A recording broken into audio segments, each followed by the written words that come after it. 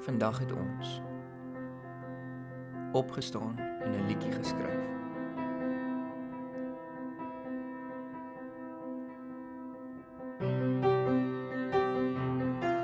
Gewerk, 'n vorm geteken, strand toe gestap en gaan swem.